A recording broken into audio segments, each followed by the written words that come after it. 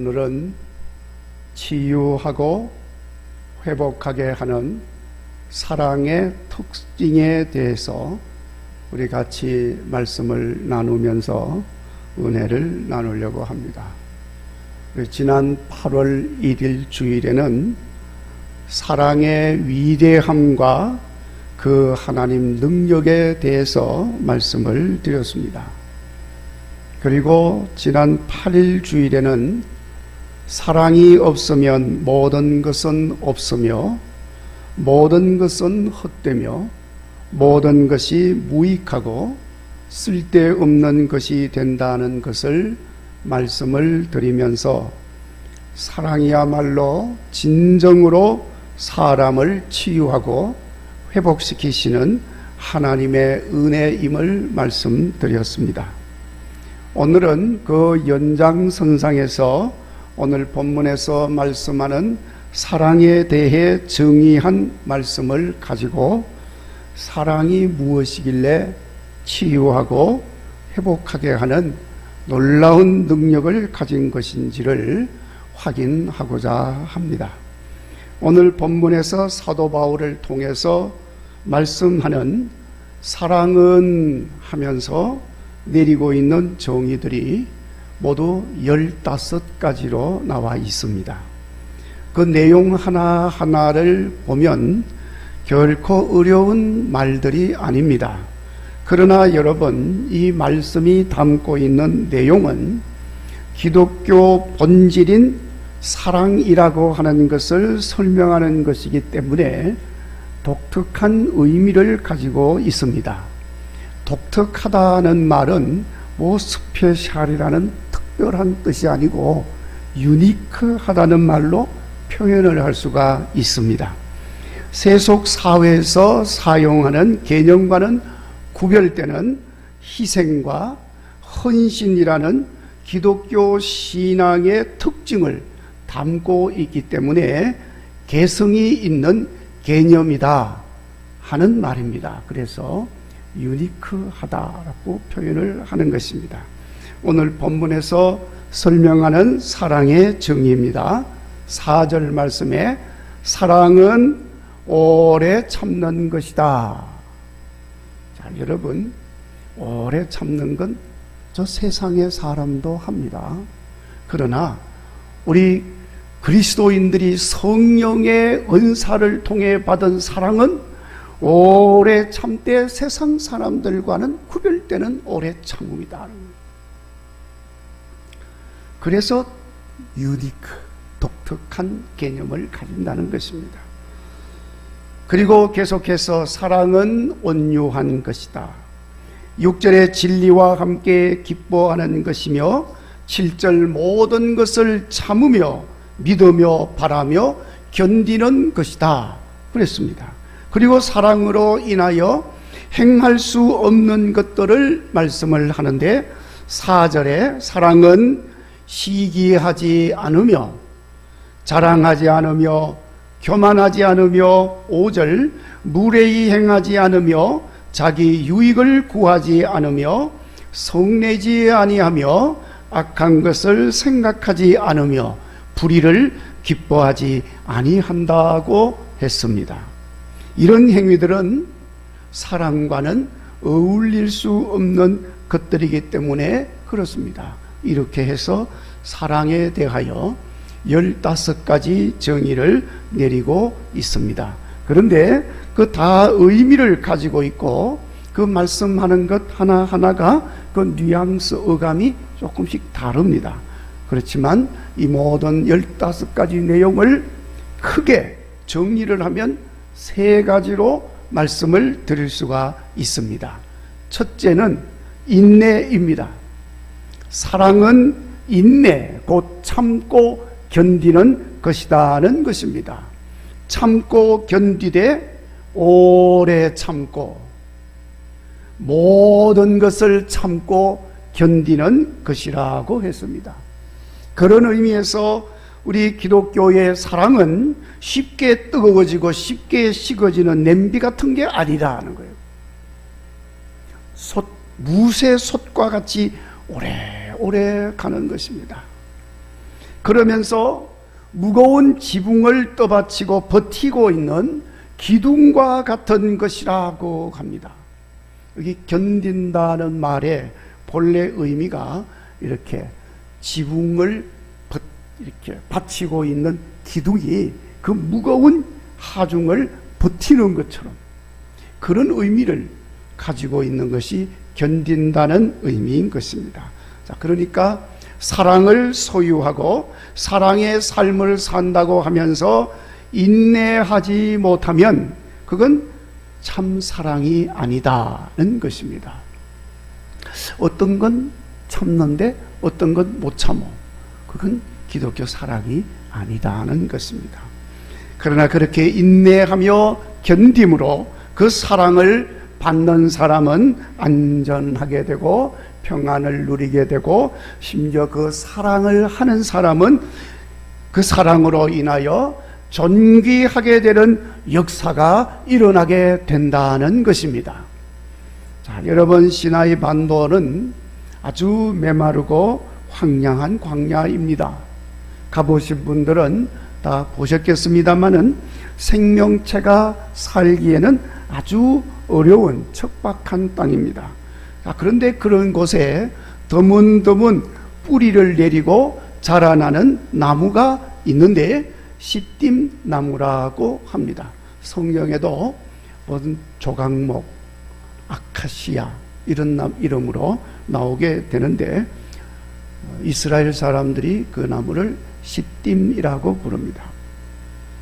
근데 이 시띠나무는 대부분이 척박하고 메마른 땅에서 자라느라고 그 나무의 생김새가 아주 별로 좋아 보이지는 않아요. 꼬불꼬불 비틀어져 있습니다.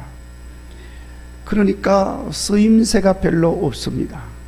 나무가 단단해서 오랜 가뭄과 어려운 환경 속에서 자라느라고 그 나무의 질이 아주 밀도가 높습니다. 단단합니다.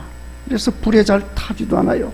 그러니까 땔감으로도 적절하지가 않습니다. 자, 그런데 그런 척박한 땅에서 오랜 세월 인내하며 견디며 모질게 자라난 이 시띠나무가 출애굽 때 이스라엘 백성들 한가운데 있는 하나님의 장막 가장 깊은 곳에 지극히 거룩한 장소 지성소에 모셔놓은 언약궤가 있는데 언약궤의 핵심 자재가 되었다는 것입니다. 척박한 땅에서 오랜 세월을 인내하며 견디어내느라고 단단해져서 썩지 않는 나무라는 별명을 얻었기에 그 나무는 하나님의 성막 지성소에 모신 언약궤를 만드는데 특별히 구별되어 쓰임받는 나무가 된 것입니다. 자, 여러분, 우리 하나님의 사랑을 보십시오. 얼마나 오래 참고 기다리고 모든 것을 견디고 있는지 모릅니다. 지금도 참으시고 나를 향해서도 인내로 기다리시고 끝까지 사랑하고 계시는 하나님의 사랑인 것입니다. 그래서 그 하나님의 끝까지 참으시고 견디시고 기다리시는 사랑으로 인해서 오늘 내가 여기에 있고 지금 이렇게 살아가고 있는 것입니다.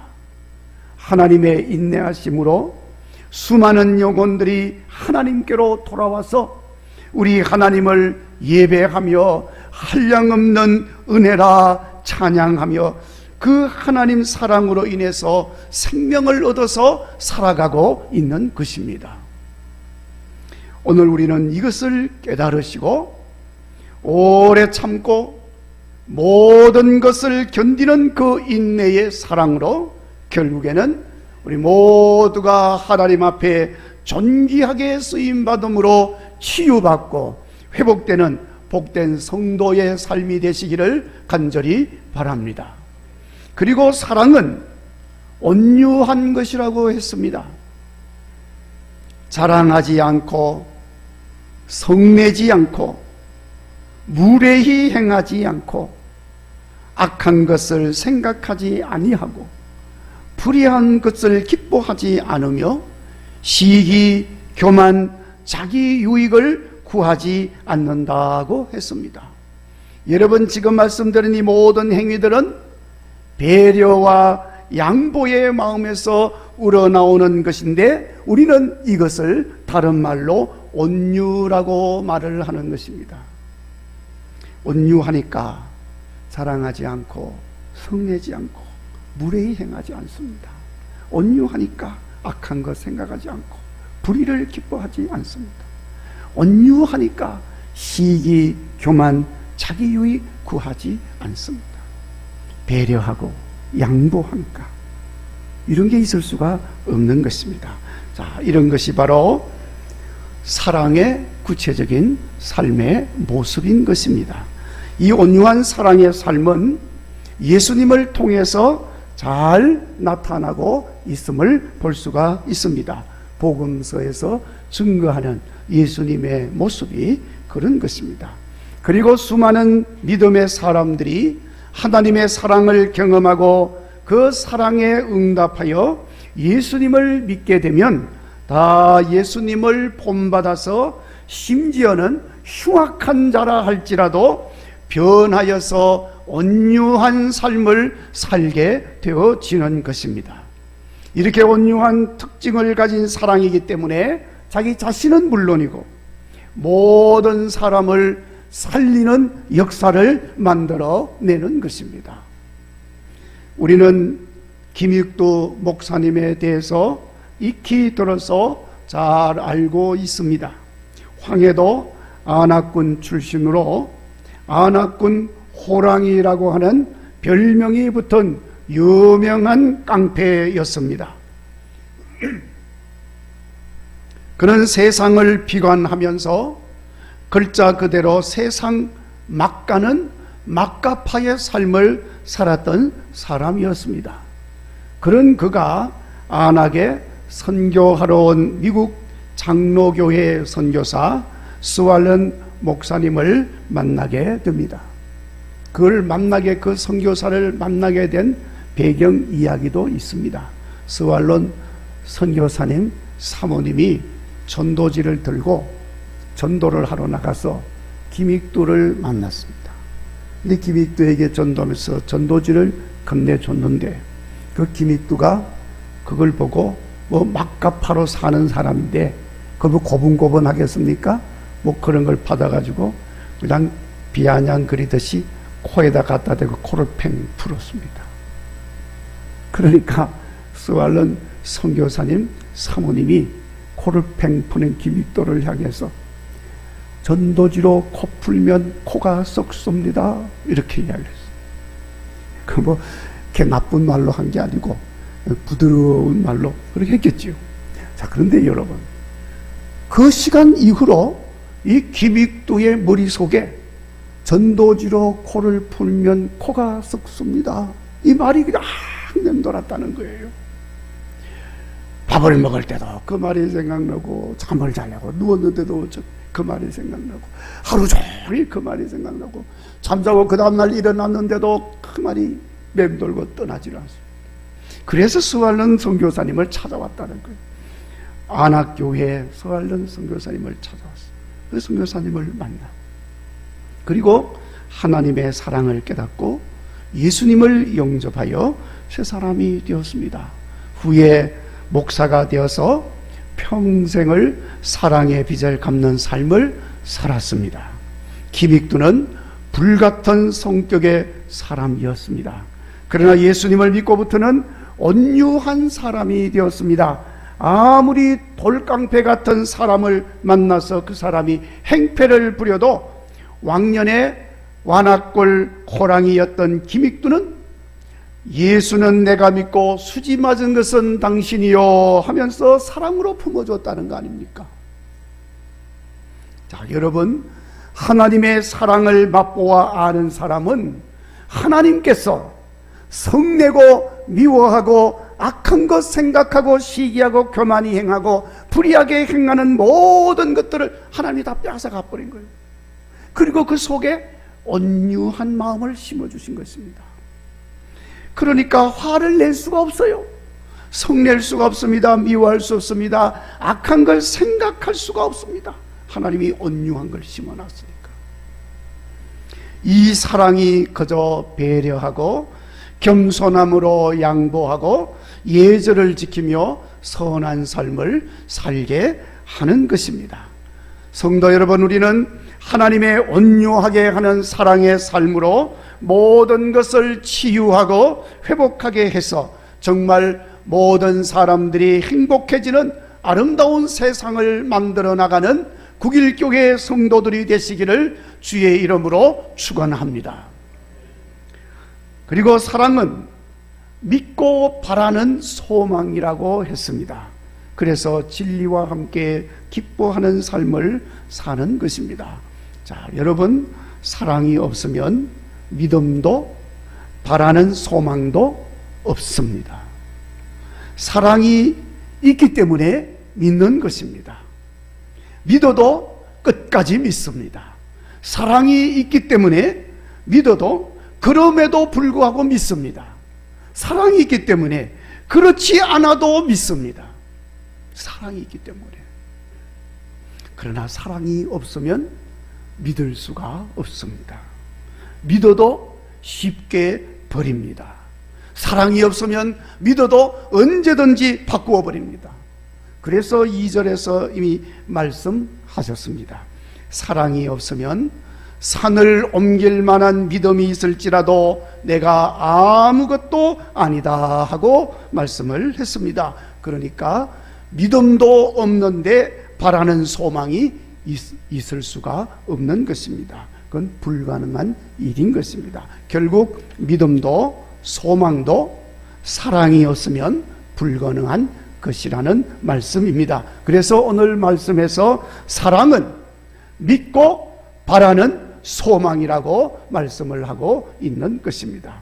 여러분, 우리는 우리 주님을 본받아서 끝까지 믿으시고 끝까지 바라는 가운데 끝까지 사랑하는 삶을 사는 성도가 되시기를 간절히 바랍니다. 그래야 치유하고 회복하는 역사가 일어나는 참된 사랑의 사람이 되어지는 것입니다.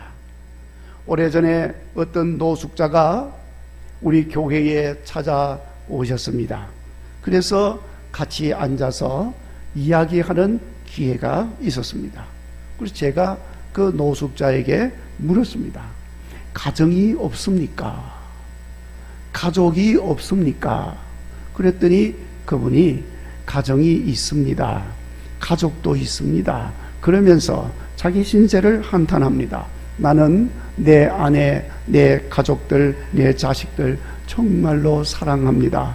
그런데 내가 실직을 하고 사업에 실패를 하고 낙심하여 이렇게 할 일이 없어서 술만 퍼마시고 있다 보니까 집에도 들어갈 수가 없고 이렇게 되었습니다 하고 대답을 합니다. 그래서 제가 물었습니다. 선생님은 지금도 가족들을 사랑하십니까? 그러니까 사랑하지요. 그런데 사랑하면 뭐합니까? 나는 무능해서 가족을 위해서 아무것도 할 수가 없는데요. 그러면서 한숨을 냈습니다. 그래서 제가 말해드렸습니다. 선생님은 아내도 자녀들도 결코 사랑하지 않습니다. 왜냐하면 정말로 가족을 사랑한다면 그 술을 끊을 수가 있습니다. 가족을 사랑하는데 왜 그걸 못 끊겠습니까? 사랑하지 않기 때문에 그걸 못 끊는 것입니다. 그리고 정말로 가족들을 사랑한다면 가정으로 돌아가야 옳은 것입니다. 낙심해서 포기하지 말고 열심히 사랑하는 가족들을 위해서 무슨 일이든지 하십시오. 그것이 가족 사랑의 시작입니다. 그러나 그렇게 하지 못하는 것은 사랑하지 않는다는 것을 말하는 것입니다. 그렇게 이야기를 해드렸습니다. 그랬더니 목사님 그러면 기도 좀 해주세요. 그래서 제가 간절히 기도해서 보낸 일이 있었습니다. 자, 여러분 실제로 믿고 바라는 사랑의 삶을 살면 새로운 삶이 시작이 됩니다. 믿고 바라는 사랑의 삶을 살면 가정이 살아납니다. 자녀들이 힘을 얻습니다. 새로운 일이 일어나게 되어지는 줄로 믿습니다. 여러분, 늘 하는 말입니다마는 기독교의 사랑은 말이나 생각만 가지고 되는 게 아닙니다. 우리 예수님께서 친히 몸으로 보여주신 그런 구체적인 행동과 실천이 따르는 사랑이라고 하는 것입니다. 그리고 그렇게 모든 것을 믿고 바라면서 끝까지 사랑으로 행동하고 실천할 때에 놀라운 사랑의 역사가 나타나는 것을 볼 수가 있는 것입니다. 혹 기억하시는 분도 있겠습니다마는 2007년도에 벨기에에서 있었던 세계 장애인 수영 대회가 있었는데 거기에서 금메달, 은메달, 동메달을 딴 김진호라고 하는 학생이 있었습니다. 그는 2005년도에도 금메달, 은메달, 동메달을 수영해서 땄습니다. 그런데 그 학생은 정신지체아였습니다. 그리고 자폐증 환자였습니다. 상태가 너무나도 좋지 않아서 모든 학교에서 선생님들이 이 아이는 가르칠 수가 없습니다 하고 포기한 아이였습니다. 그런 아이가 이렇게 수영으로 놀라운 실력을 발휘하고 그로 인해서 자기 자신도 무언가 스스로 자기 일을 해나갈 수 있다는 생각을 가지게 해 주었습니다. 그래서 제가 지금은 뭘 하나 하고 알아보니까 지금은 수영은 그만두고 카페를 만들어서 사장님이 되어 있다고 합니다. 모든 학교에서 포기한 아이였습니다. 특수학교 선생님도 가르칠 수 없다고 포기한 아이였습니다. 그런데 어떻게 이런 역사가 일어났습니까? 그의 어머니, 그 어머니는 자기 아이를 믿었습니다. 사랑하니까. 모든 선생님들이 포기한 아이였지만은 그 어머니는 그 아이에게 바라는 소망을 가졌습니다. 사랑하니까. 그리고 그 사랑으로 직접 아이를 가르쳤습니다. 결국 놀라운 역사가 일어난 것입니다. 자, 여러분, 우리가 사는 세상에 사랑이 없는 것은 아닙니다. 그러나 사랑이 있어도 하나님의 사랑이 없습니다. 진리와 함께하는 사랑이 없습니다. 그렇기 때문에 세상에 사랑이 있지만 인내하지를 못하는 것입니다. 특히 우리나라 사람들 얼마나 조급합니까? 주님의 사랑이 있으면 좀 더 그리고 오래 범사에 참고 기다릴 수가 있습니다. 주님의 사랑이 없어서 온유하지를 못하는 것입니다. 그래서 배려하는 모습도 양보하는 삶의 모습도 보이지 않는 것입니다. 자기 자랑은 잘 하면서도 다른 사람이 자랑하는 것은 눈뜨고 보지를 못합니다. 주님의 사랑이 없기 때문입니다. 사랑은 있지만 우리 주님이 보여주신 사랑이 없습니다. 그러나 우리가 주님의 사랑이 있으면 좀 더 배려하고 좀 더 양보하는 온유한 사랑의 삶을 살게 될 줄로 믿습니다. 주님의 사랑이 없어서 믿고 바라는 삶이 세상에는 없습니다. 지금 당장 보이지 않고 결과가 없으면 조급해집니다. 쉽게 절망하고 비관적인 삶에 빠집니다. 하나님만 믿지 않는 것이 아니라 사람도 믿지 아니하고 의심하고 불신하고 그래서 모든 관계가 어그러지게 되어지는 것입니다. 이런 일들로 인해서 우리가 사는 사회는 아픔이 있고 괴로움이 많습니다. 서로 갈등하고 반목하고 의심하고 불신하고 다투는 그런 일들이 심하게 일어납니다. 그래서 경쟁만 있고 격려하며 서로 돕는 상생 공존의 삶이 없습니다. 쌓아둘 줄은 아는데 나누어 주는 삶이 없습니다. 의심과 불신은 있는데 믿고 신뢰하는 모습이 없습니다. 그래서 누구도 진정한 행복한 삶을 사는 사람이 없습니다. 사랑하는 성도 여러분, 우리는 다시 오늘 본문에서 우리에게 전하시는 하나님의 그 독특한 사랑에 대한 말씀을 마음에 잘 새기시고 우리 하나님 주시는 이 사랑의 삶으로 이 어려운 코로나 시대에 우리 모두가 치유받고 회복되어서 행복한 삶을 만들어가는 성도들이 되시기를 주의 이름으로 축원합니다. 기도하겠습니다. 하나님 아버지, 오늘도 저희들을 주 앞으로 인도하시고 말씀